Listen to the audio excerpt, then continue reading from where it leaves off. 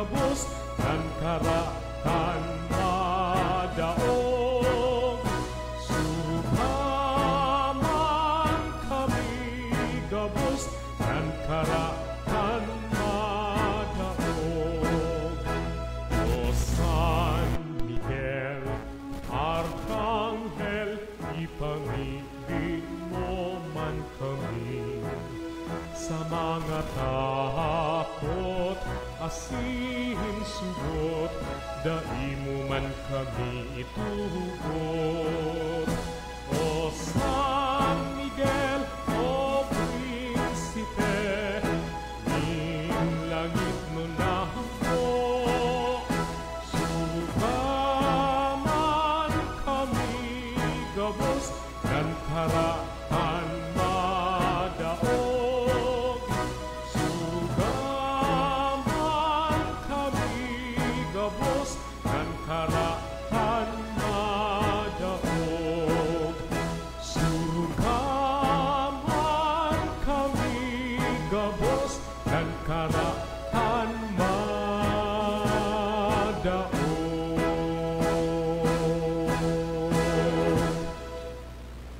Novena que Nuestra Señora de Peñafrancia, ating dalawang gabi.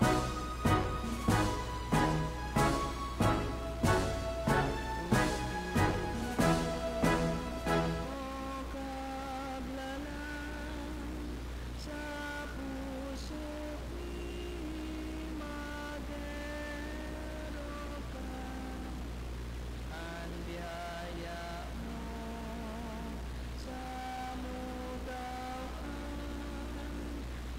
ang puso ni Panoam, ang puso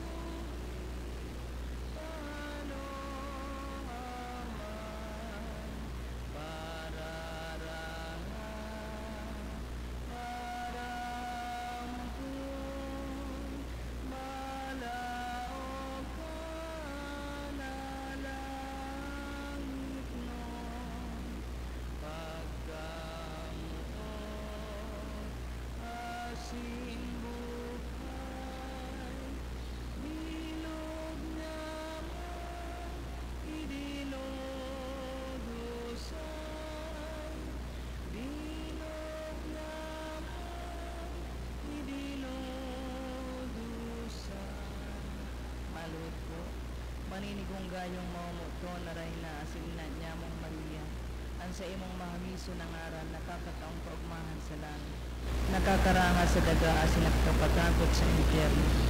Sa pagmauot kan Diyos na ipadaraan sa iyang aki, sa pagwaras kan kapanoan ng kaligtasan, kapalainan asin mga biyaya na sinamno sa imo kan ipangidam ka. Mga biyaya na itinaw sinangurog kapalad na pagkabuhay, mga kadakulaan na sinamno sa imo ning makakamhan. Tabangi kami makapaghiras kan kapanoan mo, tabangi na matawan nag-ihelang ning kaumayan. Anak mo hundo kaalingan, asin ang pakasala kapatawaran.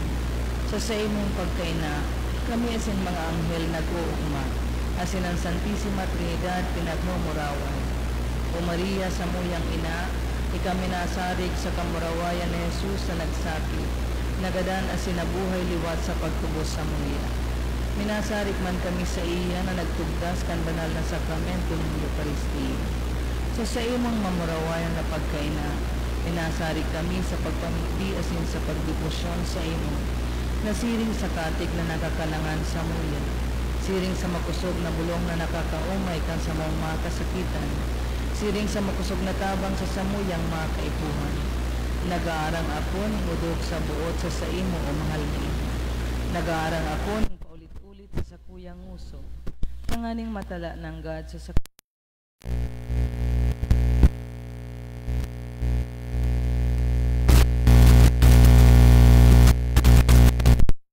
Francia.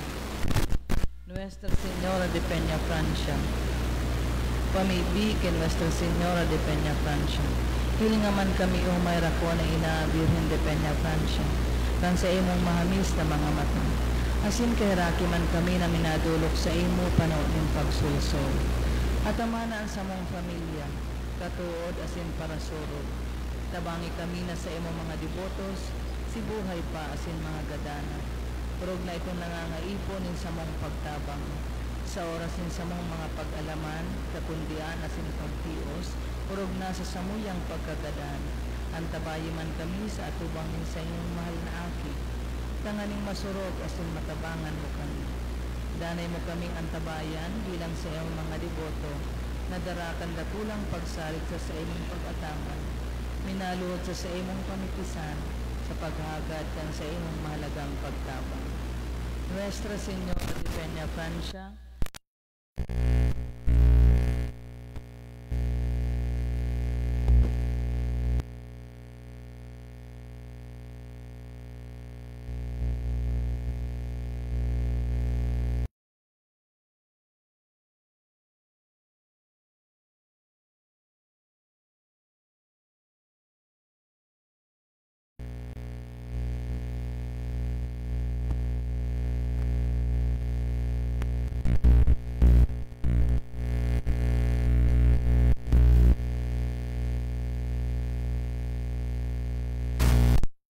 sa dapan mong sinanglitan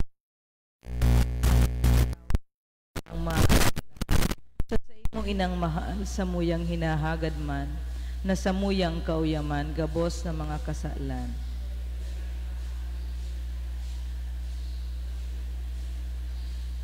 Hinanyuga kaugmahan ang tingog mga pag-arang nimbilog na kabikolan mga katuod mong anan umamamuto na ina hinanyuga kami baya maludokming pagagagha sa langit si mong daraha.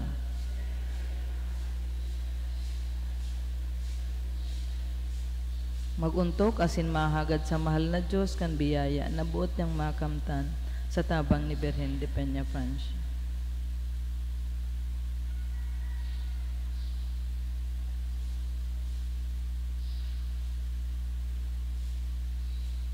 Matindog po.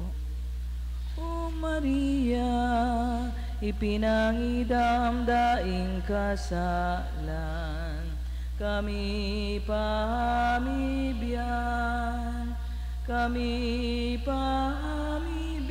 namin aduluksi mo. O Maria, ipinangidam daing kasalan, kami pamibyan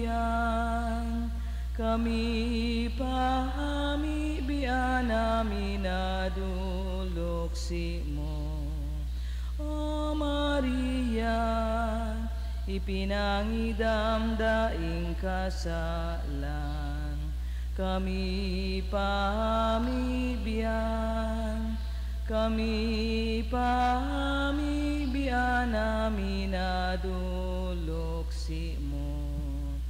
Resuene vibrante el himno de amor que entona tu pueblo con grata emoción. Resuene vibrante el himno de amor que entona tu pueblo con grata emoción. Patrona del Bicol, Gran Madre de Dios, sé siempre la reina y nuestra región. Patrona del Bicol, Gran Madre de Dios, sé siempre la reina de nuestra región. Sa ngaran ka na Ama, asin ka na Aki, asin ka na Espiritu Santo. Amen. Diyos marayna.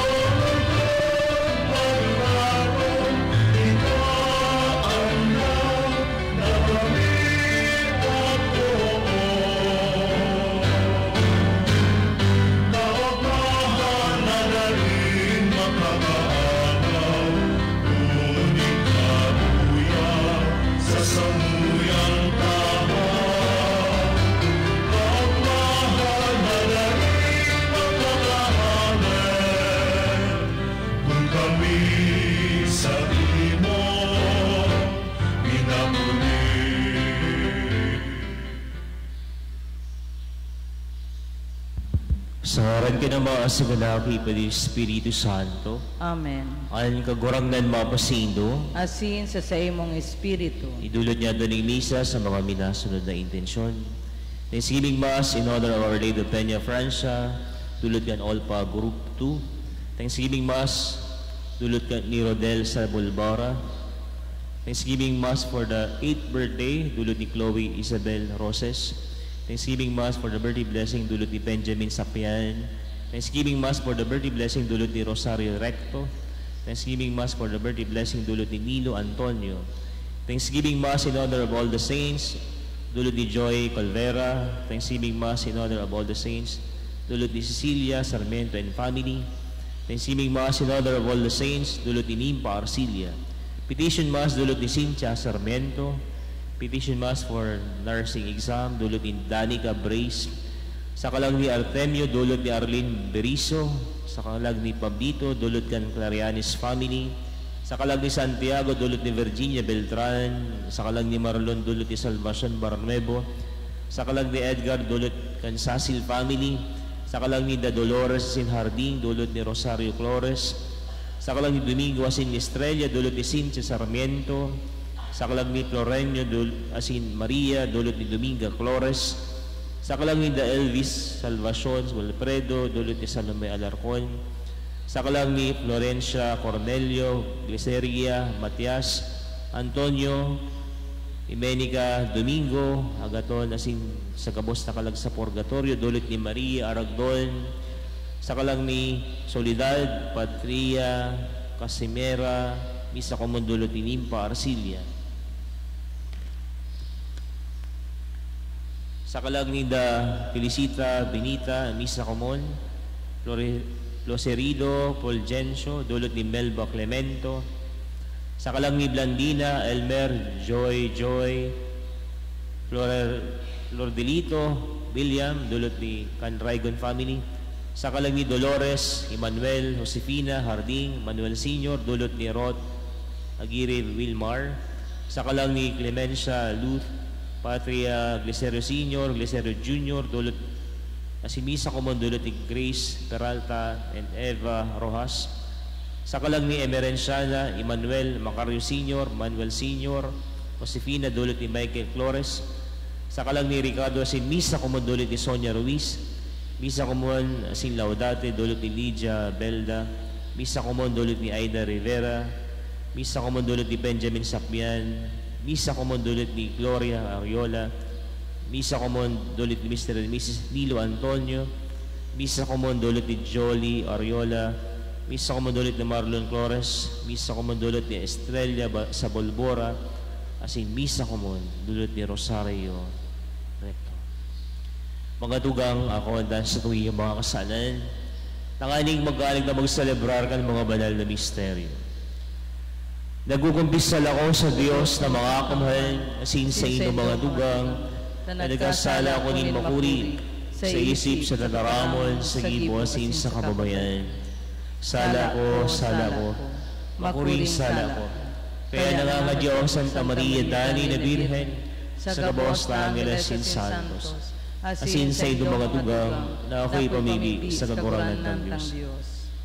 Mayroong malugod sa tuwan Diyos na mga kamahal, makabatawadan sa itong mga kasalan, darahon kita sa buhay na naging sagkoran. Amen.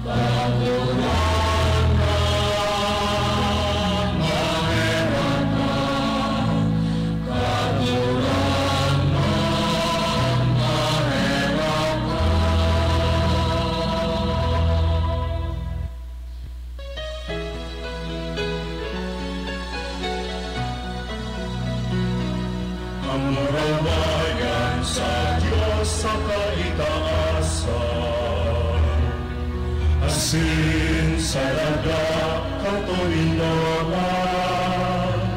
sa mga taong marahayan buo. Ginoo namin ika, rinurot namin ika, sinasambangin ika, pinapangurawan min ika, pinapasalamatan min ika. Uli ka na ulang mong kamurawayan, kahurang na Diyos, Aden langit nun, Diyos Amang makakamhan. Kahurang na aming upong Jesucristo, kahurang na Diyos, Cordero kan Diyos, Agikan Ama. Ika na nagpapara kan mga kasalan kan kinapan, kaheraki kami. Ika na nagpapara kan mga kasalan kan kinapan, kapuaan sa mong pagkimahera. Ika na nagtutukaw sa too kang Ama, kaheraki kami.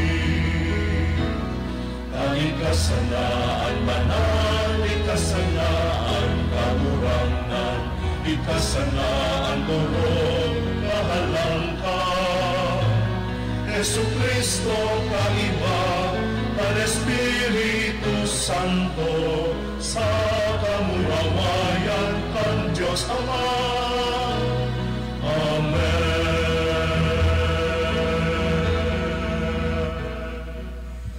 Mamibig kita, amang langit noon, makakamanaskin maugayon, ngunyan sa mong pinipintakasi ang gabos sa santos, sa tabang kan sa idang pamibi, mapasabuyan sa imong kapatawaran, asin paggamot. Inagad mi huli ki Kristo na sa imong aki, nabubuhay si nagahade kay bamo asin kan Espiritu Santo, sarong Diyos sa kapanahonan kan mga panahon. Amen.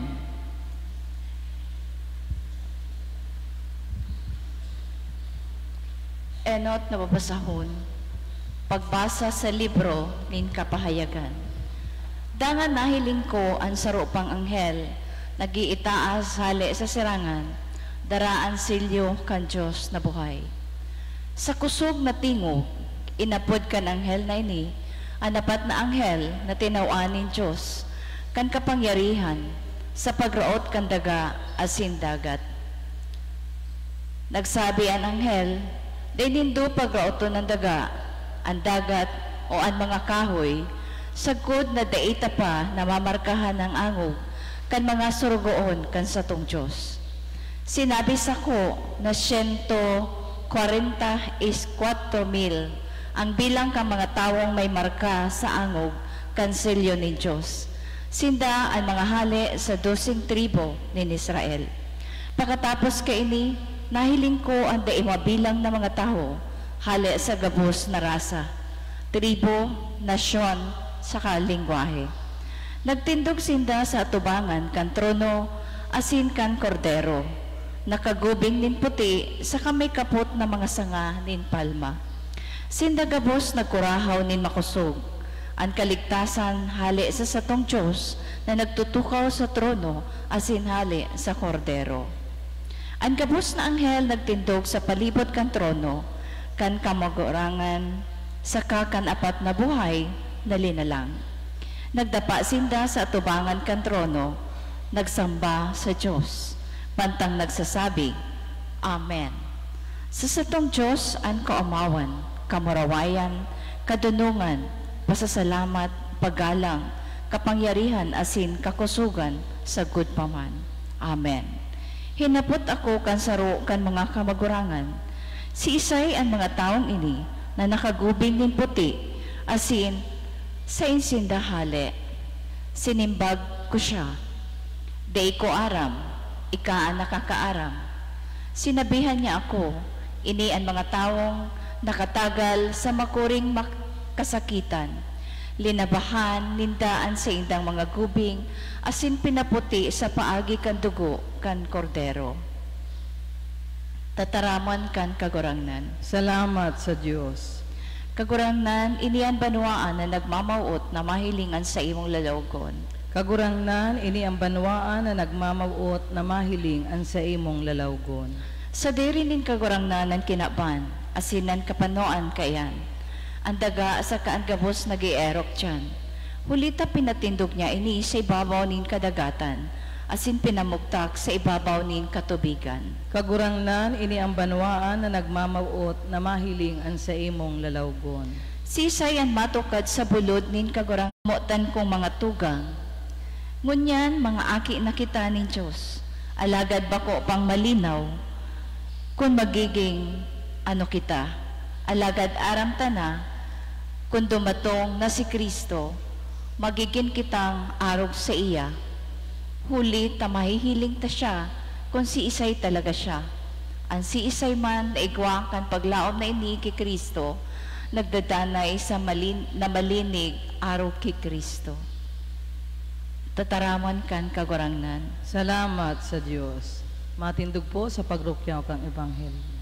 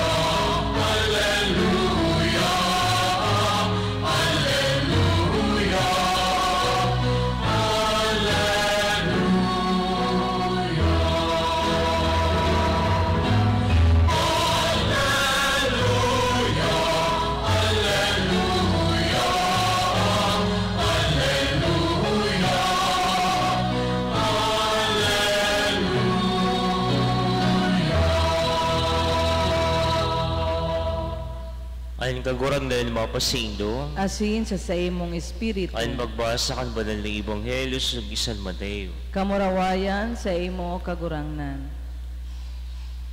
Kan mahiling ni Jesus ang kadakol na tao, tuminukad siya sa sarong bulod. Pakatukaw niya, nagdurulok sa iyan mga disipulos niya. Dangan, tinukduan siya, ang mga tinukduan niya sinda kaini. Palada ng mga duka sa espiritu, ulita sa indaan kahadaan ni langit. Palada ng mga nagmumundo, ulita sinda hararangahon. Palada ng mga mahuyo, ulita sinda ang magmamanakan daga.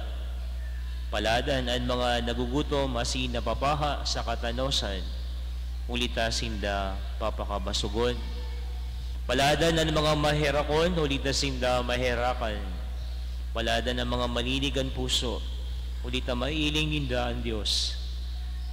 Palada ng mga parapatuninong, ulita apo doon sindang mga aki ng Diyos.